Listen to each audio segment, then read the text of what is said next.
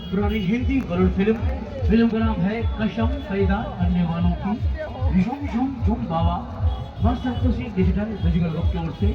Master जी गजराम साहब अपने सुरीले अंदाज और सैक्सोफोन धुन पर पेश करेंगे झूम झूम झूम बाबा।